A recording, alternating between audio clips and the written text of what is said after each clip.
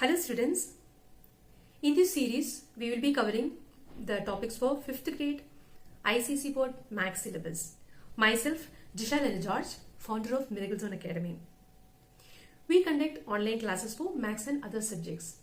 Do have a look on our website www.miraclezone.in. I hope this series of videos will help you in your studies. If you like our videos, do share with your friends. Let's learn together. Hello everyone, welcome to the next class. Today we are going to discuss on Roman numerals. Roman numerals are originated in ancient Rome. Romans did not have zero in their number system, and they are also not aware of place value system, and they are not using forming the numbers using the place values as we have discussed earlier.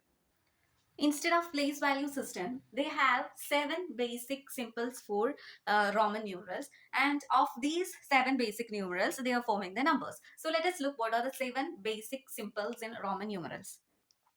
In Roman numerals, 1 is represented as just like I, and 5 is represented as 5, V, and 10 is represented as X, 50 is represented as L, 100 is represented as C, 500 is represented as D, and 1000 is represented as M.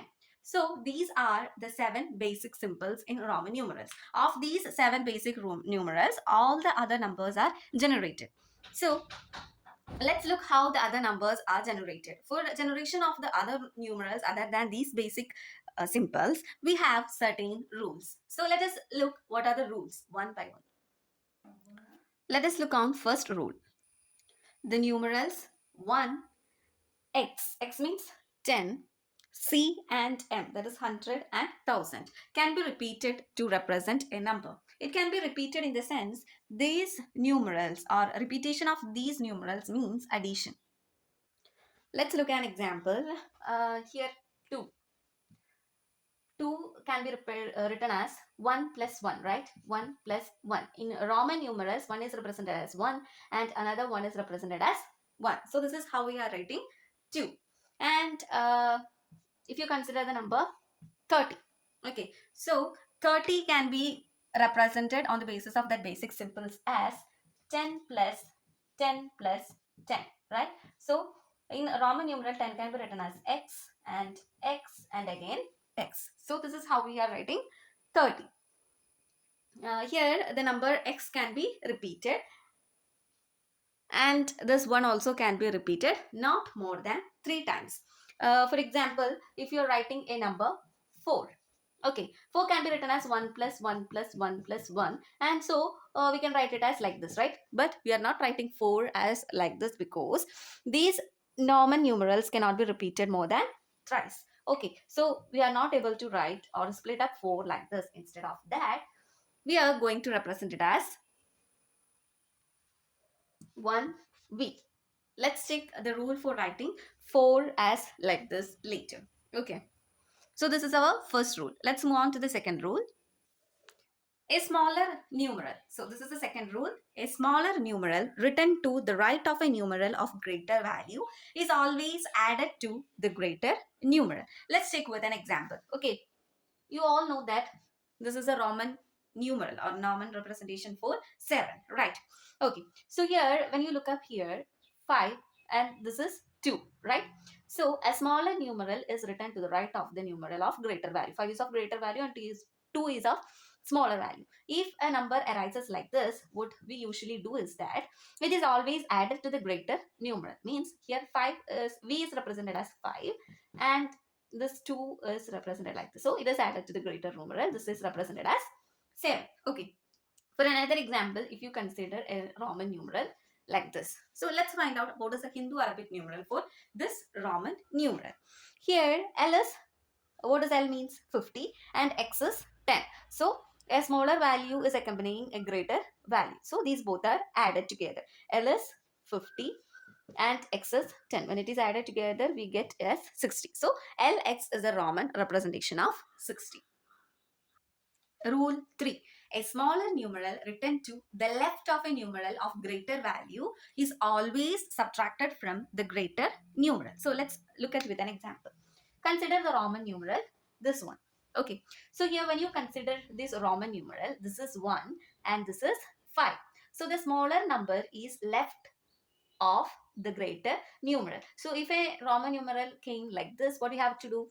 The greater number must be subtracted. No, the smaller one must be subtracted from the greater numeral. Okay, so if greater numeral is in the right side, it must be subtracted. Okay, so here we represent 5 minus 1, which is equal to 4. So this is the Roman numeral, and this is a Hindu Arabic representation of this Roman numeral. Let's consider another example, XC. So here X is 10 and C is 100. So greater numeral is 100. So we must subtract this, right? So 100 minus 10, which is equal to 90. This is the Hindu Arabic representation of the Roman numeral XC. Rule 4.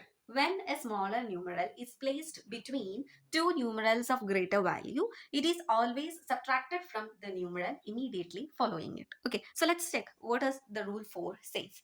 You just consider a Roman numeral x, x, 1, x. Okay, so here this 1 is lies in between two greater numerals, right? So in this case, let us check how we will find out which is this Hindu Arabic numeral. Okay, so here xx1x means x and x are comes together, we can write it as 10 plus 10. Then the next is 1x, right? Actually we know that 1x is 9, but when you follows this rule, we can write it like this. Here 1 is lies in between two greater numerals, so this one is subtracted from the numeral following it, means 1 is subtracted from 10, that is 10 minus 1, that is 10 plus 10 is 20, 20 plus 9, that is 29. So 29 is the Hindu Arabic numeral of the Roman numeral XX1X. Let's take one other example. D1X. D is 500 and X is 10. So 1 lies in between D and X. So according to this rule, how we will write it? D is 500 plus 10 minus 1. That is 500 plus 9, which is equal to 509. So this is our rule 6. There are also certain rules to be followed. Let us check the first one. The numeral 1 can be subtracted from V and X. The next is the numeral X can be subtracted from L and C. The numeral C can be subtracted from D and M. And the numerals V, L and D are never subtracted. So when you are writing the Roman numerals or the Hindu Arabic representation of Roman numerals or Roman numerals for Hindu Arabic representation, we should follow these certain rules. Let's look at an example. Write 3249 in Roman number system. So let's convert this Hindu Arabic form to Roman number system. So here our number is 3249. This number can be split up like this. 3000 plus 200 plus 40 plus 9, right? So 3000 can be written as 1000 plus 1000 plus 1000. Okay, that is 1000 is represented by M. So M plus 200 can be written as 100 plus 100. That is C plus 40 can be written as 50 minus 10, right? 40 can be written as 50 minus 10. Please remember or remind in your mind that we are forming these all Roman numerals based on that 7 basic numerals. Okay, so 40 can be represented as 50 minus 10. In case of subtraction, we will write the smaller number first. So here XL plus 9 can be written as 10 minus 1, that is 1x. So you just join these all numbers, that's enough for writing it as numeral. M C XL 1x. So this is the Roman numeral for the given Hindu Arabic form. Look at the next one. Write MDCLXVII in Hindu Arabic system. So let's convert this into Hindu Arabic system. Let's find out what is this number is. Okay, that is M D C L X V I is equal to.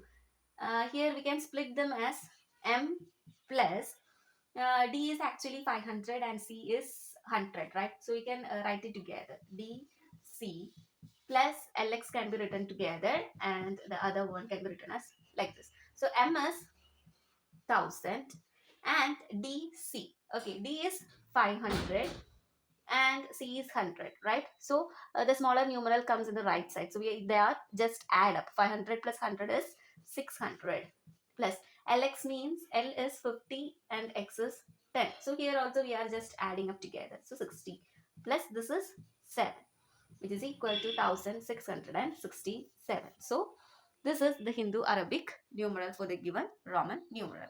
So we have followed certain rules to find out this given Hindu Arabic system or Hindu Arabic numeral or the Roman numeral.